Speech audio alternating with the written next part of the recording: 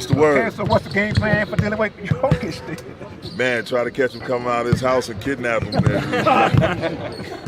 No, I mean, it's just obviously everyone knows how great he is, and just gonna have to mix up pitches, and AD will start on him, but we have a few different guys that'll see action against him, and just try to put your best foot forward every time out. But they can't try to do everything we can to do our work early and keep them off balance.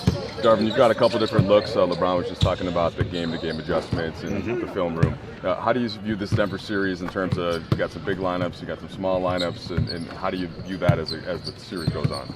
Well, I'm thankful that we have a versatile group, a versatile roster ourselves, a lot of capable players, and then you just have to take it game by game. Come out game one, can't over-speculate, can't do all of that going before the tip-off even happens. You'll drive yourself crazy. So we have a solid plan.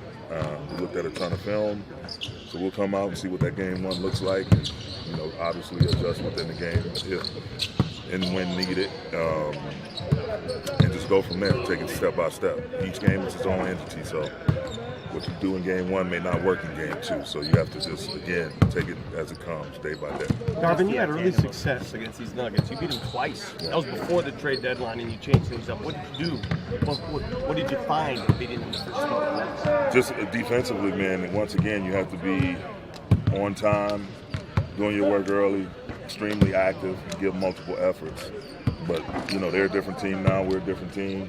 So you look at that for what it is, the basic tenets of what was successful. But then it pretty much stops there. You have to come out ready for this new wave. I mean, I think Jamal is playing at a high level. Obviously, Joker is playing at a high level. All of their guys, their support players, are really, really capable.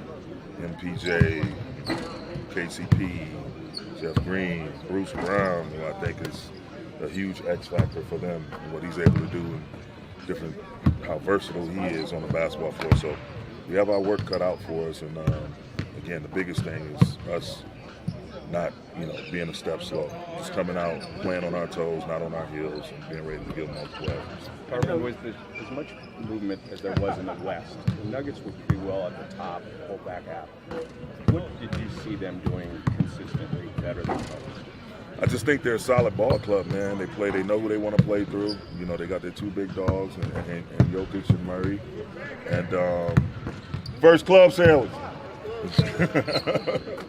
And they know who they are. They don't try to draw any extra attention to themselves. They're a well-disciplined, well-coached ball club. They're efficient, and they're physical. They can play fast. They share the ball. They play the right way. They defend. So they're just a solid program that just goes about their business. With Jokic, do you feel like you have to choose between making him a passer or a scorer, and how difficult is that decision since he can make it so well? Again, you're not going to speed him up. You're not going to slow him down. You just have to make sure you have a presence on him at all times. There's going to be times where you're not going to pitch a shutout against him. There's times you have to withstand his passing, withstand his scoring. You just try as much as possible to put him in a position where it creates indecision and gets them to be off balance a little when possible. Darvin, AD mentioned the effectiveness of Dwight in the 2020 Western Conference Finals. Dwight's in Taiwan right now. Do you have anybody on your roster that you feel like could play some type of role similar to what Dwight did in that series? Yeah, we have a couple of guys. So you got with those guys. So you got some hackers? Is that what you're saying? Those guys you could see. Physical. I would call it hacking. Physical. We saw certainly in the last round in particular you were ready to change up your rotation that you had to go. Is that something that you keep in mind from the game? Oh, absolutely. I mean, it's just, you can't. Again, I said it early. Like, you have to throw your feelings out the window. It's all about everyone that's in with that Laker uniform on, that Laker representation.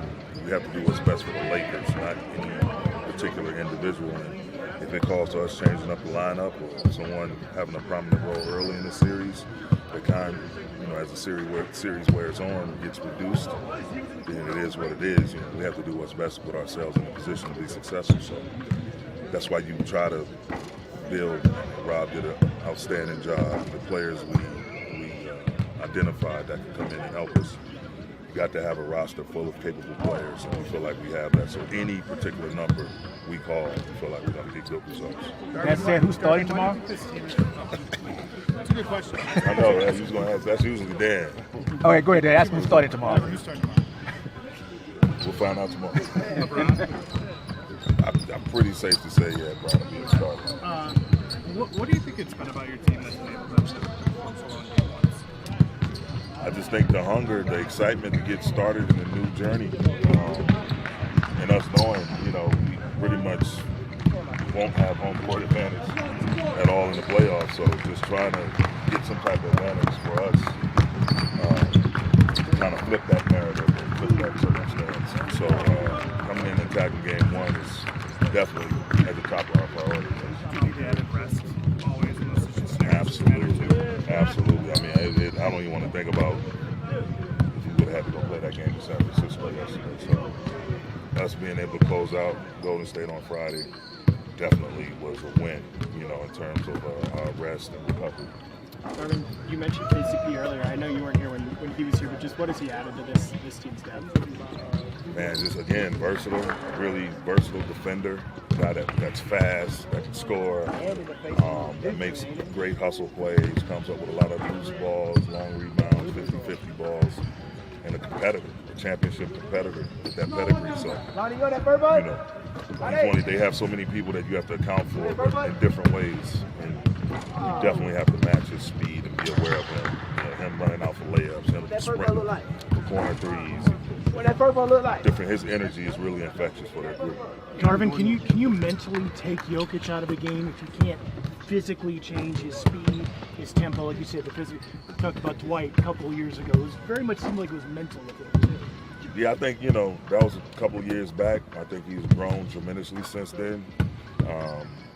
The biggest thing for us is just to try to disrupt him, try to keep him off balance and create some type of indecision with our work, our activity, our multiple efforts, and live with the results. I know it wasn't for a long period of time, but what do you remember about starting your career with Denver? It was great, man. Getting the opportunity under Coach Bickerstaff, Bernie. Just fun. I mean, we played in a different building. Our building wasn't this nice. we were in McNichols Arena. A little bit of a dump. But it was cool, man. It was fun city. And I was here, with Terrell Davis, John Elway, Shannon Sharp. Those guys were winning Super Bowls. So the city was on fire for the Broncos. And, my man Mark Jackson, he was our point guard. DeFonso Ellis, who I still talk to these guys to this day. Great teammates, great veterans, and just having an exciting time breaking into the league. Getting some really nice classical passes from Mark, being a dunkaholic. It was great, but it's cool to come back and come full circle. What do you expect out of this atmosphere? Oh, they one of the best home environments we have in the league. That crowd is going to be on the edge of their seat, standing, stomping, screaming for their team, cheering them on. Aaron Gordon's been able to put the clamps on Cat and KD's for a couple rounds. Is there anything that stood out about him defensively to you? He's another one, man. Just a true, versatile, physical, athletic guy that can hurt you in a lot of different ways. Definitely can score. Cleaning up the glass, giving them extra possessions on the offensive glass, his runouts, and his ability to just wreak havoc in the paint. It's going to be key for us to try to slow him down. So we'll see who he's matched up with and how he goes about it, and try to have a plan to combat that. What's the most thing that you can Jokic, where you kind of picking him up? Just the threat level. Whether Murray's coming off and Jokic is playing in the pocket. Their ability to both shoot from three and both play downhill, make plays in the paint. So they can, or even Jokic handling and Murray setting a screen for him. they're a dynamic duo, great symmetry, know each other well, great rhythm, regardless of who's initiating, who's screening. So that's one of the biggest things. Like, we have to be ready to really defend that at a high level. Malone just said the obvious, that if you want job security, coaching the NBA isn't a good job for you, job for anybody. When you were here as a player, did you know what you wanted to be a coach then? And why did you get into this crazy business? I don't know, man. I did not think I would be coaching in the NBA. I just think once my playing career started winding down, just that competitive spirit, those competitive juices never stopped flowing for me. And tried my hand at a little bit of television with Fox Sports Southwest at the time in the mid-2000s and NBA TV. And just being around a game like that, it just really increased my hunger to get back involved in it. And so, thank God for the D-League. Kind of made my bones there for 4 years. And again, another Denver reference with Mike Brown, who was our head video coordinator when I was a rookie here. He got the head coaching job with the Lakers and gave myself and Phil Handy both our start as NBA coaches, assistants under him in 2011. So it's just a journey, man. Just if you love the game, you have a passion for the game. God sort of works it out to where you're going to be able to, put that, inject that in your life and try to thrive. And I've been very blessed in the stops I've had on this side. Thanks, Coach. Thank you. Thanks, Coach. Thank you. Yeah.